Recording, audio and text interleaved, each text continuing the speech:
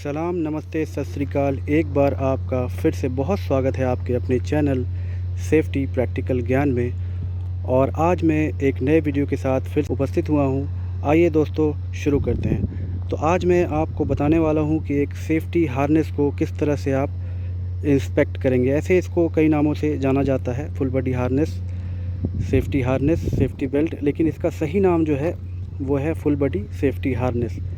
तो आइए इसको इंस्पेक्ट करते हैं। सबसे पहले इसके वेबिंग पार्ट को चेक करेंगे। तो ये वेबिंग पार्ट है, जैसा कि आप देख पा रहे हैं, नायलॉन का बना होता है ये वेबिंग पार्ट। इसके अंदर शोल्डर स्ट्रैप्स ये है, जिसको मैंने हाथ में लिया हुआ है। शोल्डर स्ट्रैप्स को चेक करेंगे। ये आपका चेस्ट स्ट्रैप्स है, इसको भी आप चेक करेंगे।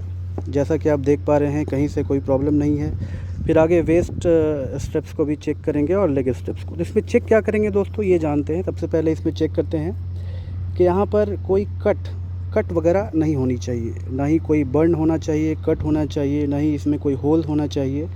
पेंट से डैमेज नहीं होना चाहिए ये पार्ट जो आप देख रहे हैं, और हीट डैमेज भी नहीं होना चाहिए। डिटेरियोरेशन भी इसमें जो है आपको नहीं होना चाहिए, यानी कि घिसा हुआ कहीं से आपको दिखना नहीं चाहिए ये। तो इस तरह से आपने वेबिंग पार्ट को चेक कर लिया। अब बात करते हैं इसके आगे बढ़ते हुए स्टिच पार्ट को देखेंगे। हम यहाँ पर स्टिचिंग पार्ट जो है वहाँ पर क्या क्या चीज़ें चेक करने की है। तो स्टिचिंग जो आप देख पा रहे हैं, जैसा कि ये स्टिचिंग है, यहाँ पर आपको चेक करना है, स्टिचिंग चेक करना है शोल्डर स्ट्रैप्स का, चेस्ट स्ट्रैप्स का, प्लस लेग स्ट्रैप्स। यहाँ पर लेग स्ट्रैप्स का स्टिचिंग चेक करना है। सारा स्टिचिंग आपको स्टिचिंग में क्या चेक करना है, ये बिल्कुल लूज़ नहीं होना चाहिए, कहीं से भी ये लूज़ स्टिचिंग नहीं होनी चाहिए। तो ये सारी चीज़ें आपने चेक करनी है। कहीं कोई होल स्टिच के ऊपर या कोई धागा निकल रहा हो, वो सारी चीज़ें आपको देखनी है कि ऐसा नहीं होना चाहिए इसमें। तो जब आप स्टिचिंग पार्ट को चेक कर लेते हैं, जैसा कि हमने यहाँ पर चेक कर लिया है, कहीं से भी कोई प्रॉब्लम यहाँ पर नहीं दिख रही है, क्योंकि एक नया हार्नेस मैं लेके आया हूँ आप लोगों के लिए वीडियो बनाने के लिए। तो अब इसमें थर्ड पार्ट जो चेक करेंगे वो है डी रिंग। डी रिंग देखिए, इसको डी रिंग कहते हैं। ये बैक साइड में होता है, डी के आकार का है, इसलिए इसको डी रिंग कहा जाता है। और ये आईडी प्लेट है। आईडी प्लेट बहुत इंपॉर्टेंट है, यहाँ से पूरे फुल बॉडी हार्नेस का बैलेंस बना रहता है। प्लस जब भी फॉल होती है तो यहाँ से जो फोर्स है वो इसके थ्रू डिस्ट्रीब्यूट हो जाता है पूरे हार्नेस में, इसलिए आईडी प्लेट बहुत इंपॉर्टेंट पार्ट होती है। तो ये सब चीज़ें आपको चेक करना है, डी रिंग, आईडी प्लेट। और इसमें डॉर्सल डी रिंग भी कहते हैं, इसका नाम डॉर्सल डी रिंग भी है। बहुत सारे हार्नेस अलग अलग मार्केट में उपलब्ध हैं। कुछ हार्नेस में कैराबिनर साइड में, वेस्ट में भी होता है, फ्रंट चेस्ट स्टेप्स में भी कैराबिनर यहाँ पर होता है। तो वो अलग अलग, ये सिंपल सा हार्नेस है, इसमें ज़्यादा कैराबिनर वगैरह नहीं है। चलिए अब आगे बढ़ते हुए इसमें आप और क्या चेक कर सकते हैं, आप बकल को चेक कर सकते हैं। बकल पार्ट को चेक आप जब करेंगे तो बकल पार्ट क्या क्या है वो देखते हैं। बकल पार्ट में ये चेस्ट का आपका बकल पार्ट है, इसको चेक करेंगे। ये मतलब कोरोजन वगैरह इसमें नहीं है, जंग वगैरह नहीं लगा है, ये देखना है आपको।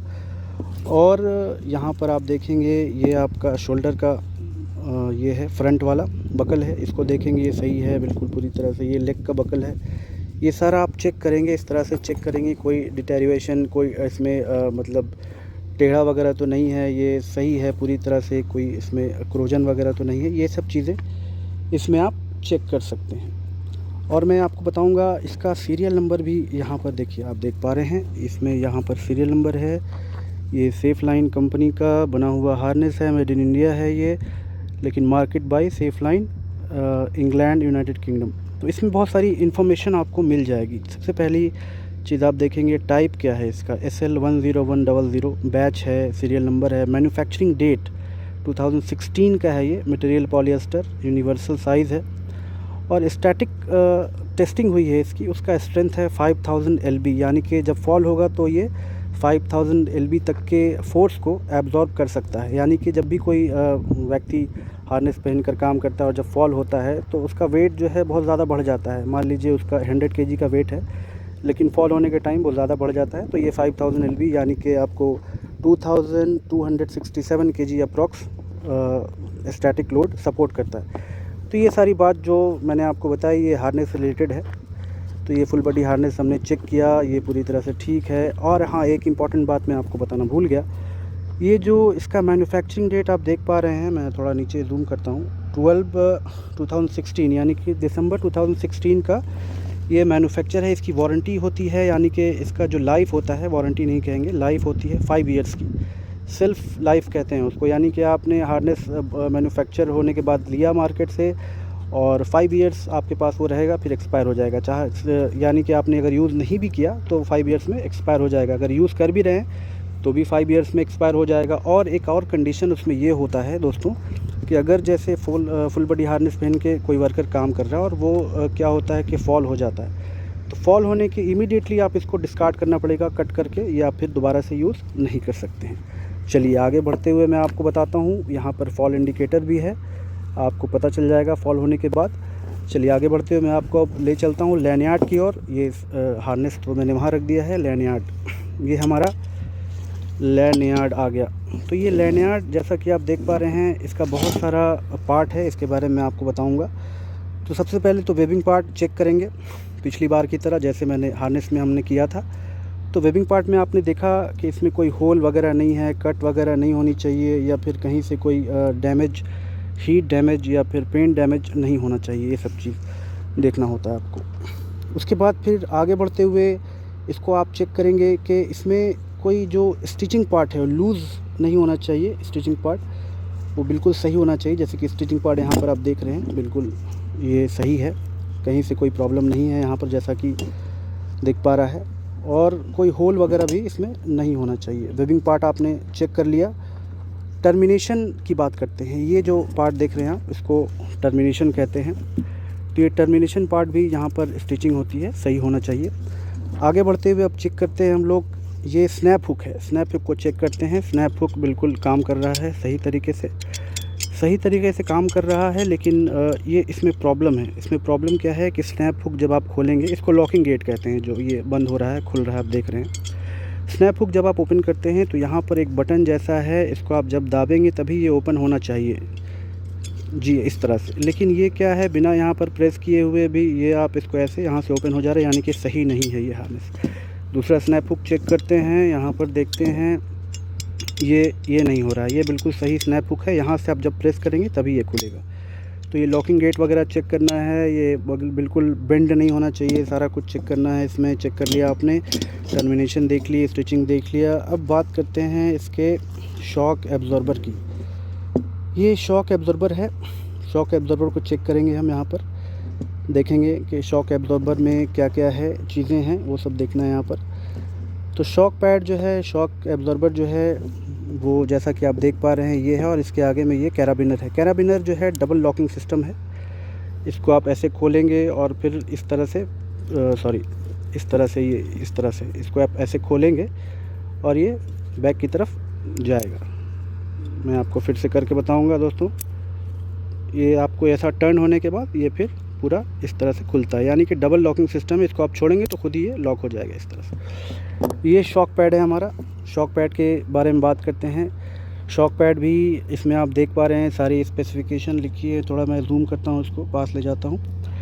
ये है आपका 2019 मार्च का बना हुआ है। इसका भी वही 5 ईयर्स का बताया मैंने, जैसे सेल्फ़ लाइफ होता है।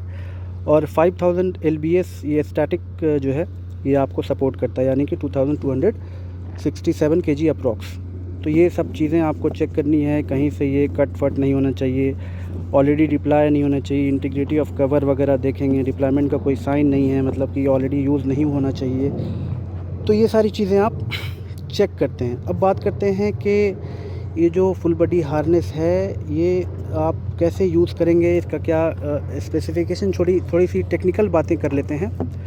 तो देखिए, मैं आपको बताना चाहूँगा कि ये जो फुल बॉडी हार्नेस है ये जनरली आपने सुना होगा वर्क एट हाइट जो होता है उसमें इस्तेमाल किया जाता है ये full body harness, safety harness. तो 2 मीटर एंड अबव जो है उसको वर्किंग एट हाइट माना जाता है। 1.8 सम कंपनीज़ में है और बहुत सारी कंपनी 2 मीटर से उसको फॉलो करती है। लेकिन वहाँ पर आप फुल बॉडी हार्नेस का यूज़ नहीं कर सकते हैं, क्योंकि वहाँ पर फॉल प्रोटेक्शन की चीज़ें जो हैं आप यूज़ कर सकते हैं, जैसे गार्ड रेल सिस्टम हो गया या रिट्रैक्टेबल फॉल अरेस्ट ब्लॉक हो गया। तो ये जो कार के सीट बेल्ट के मैकेनिज़्म पे काम करता है, वो आपको सडनली अगर फोर्स आएगा तो ब्लॉक हो जाता है, अगर आप धीरे धीरे स्लोली उसको ये करेंगे तो वो बिल्कुल काम करेगा। तो वो सब चीज़ें यूज़ कर सकते हैं 2 मीटर्स और 1.8 मीटर पे। लेकिन फुल बॉडी हार्नेस यूज़ करने के लिए मिनिमम आपको क्या चाहिए कि 16.5 फीट का कम से कम आपको ये होना चाहिए, मतलब जहाँ वर्किंग हाइट हो रही है, मतलब ऊपर से नीचे और जो ग्राउंड है वहाँ के बीच की दूरी बीच में 16.5 होनी चाहिए। कैसी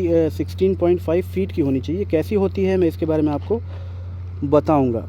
और एक और चीज़ इम्पॉर्टेंट पॉइंट ये है जो मैं आपको बताना चाहूँगा कि ये जो शॉक एब्जॉर्बर पैड देख रहे हैं आप, ये डिप्लाई जो होता है ये जो डिसलरेट होता है, डिसलेशन इसमें जो आती है वो कब आती है, किस फोर्स पे ये खुलता है, ये इसके बारे में आपको मैं बताना चाह रहा हूँ। मिनिमम 450 LBS या 204 kg अप्रॉक्स का आपको अगर इस पर फोर्स जब आएगा तो ये चीज़ डिप्लाई हो जाएगी और धीरे धीरे ये बाहर डिसलरेट होके खुल जाएगी।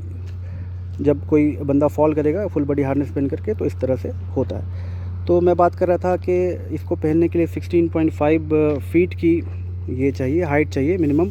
जहाँ काम कर रहा है वहाँ से ग्राउंड का जो क्लियरेंस होना चाहिए 16.5 फीट का होना चाहिए। तो ये कैसे होना चाहिए इसके बारे में थोड़ा सा डिस्कस कर लेते हैं। जो ये लैनियार्ड है, तो ये लैनियार्ड जैसा कि आप देख पा रहे हैं ये 6 फीट का है। यहाँ पर आपको मैं बताना चाहूँगा लेंथ में आप देखेंगे 1.8 मीटर अप्रॉक्स 6 फीट का ये लेंथ हो जाता है।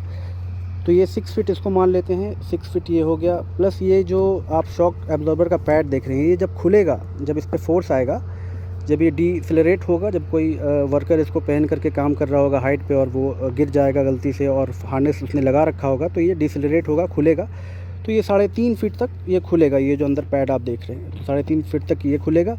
प्लस जो है 6 फीट वर्कर की हाइट होती है, तो ये टोटल हो गए 6 फीट वर्कर की हाइट, 6 फीट इस लैनियार्ड की हाइट 12 फीट, और ये 3.5 आता है आपका 15.5। और नीचे सेफ्टी फैक्टर यानी कि आपको नीचे में गैप देना होगा 1 या 2 फीट, तो मिनिमम 1 फीट का गैप अगर आप देंगे तो सारे 16.5 फीट का क्लियरेंस चाहिए इसको लगाने के लिए।